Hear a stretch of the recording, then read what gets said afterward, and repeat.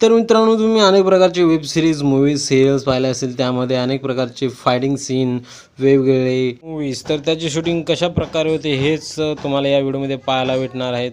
तर चला सुरू करूया. Movies, serial, web series, shooting से रिलेटेड वीडियो देखने के लिए जुड़े रहिए हमारे साथ बिल्कुल अंत तक.